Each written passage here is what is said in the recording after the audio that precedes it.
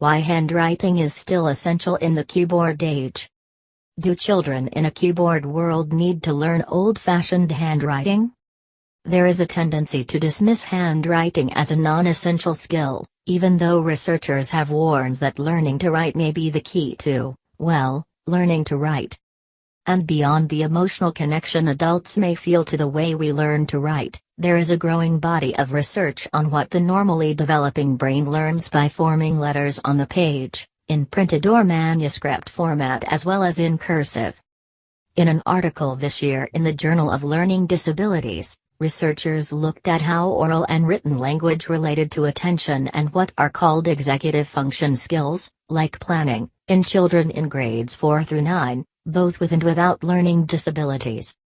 Virginia Berninger, a professor of educational psychology at the University of Washington and the lead author on the study, told me that evidence from this and other studies suggests that handwriting, forming letters, engages the mind, and that can help children pay attention to written language.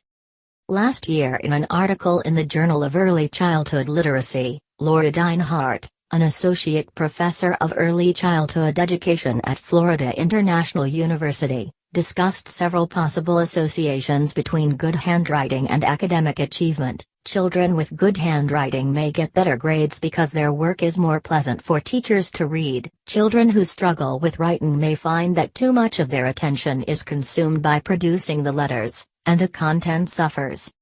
But can we actually stimulate children's brains by helping them form letters with their hands?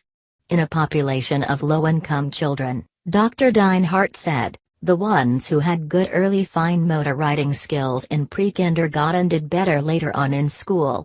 She called for more research on handwriting in the preschool years, and on ways to help young children develop the skills they need for a complex task that requires the coordination of cognitive, motor and neuromuscular processes. This myth that handwriting is just a motor skill is just plain wrong, Dr. Berninger said.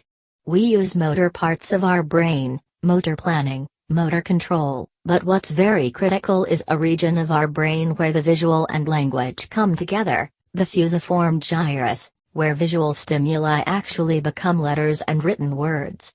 You have to see letters in the mind's eye in order to produce them on the page, she said.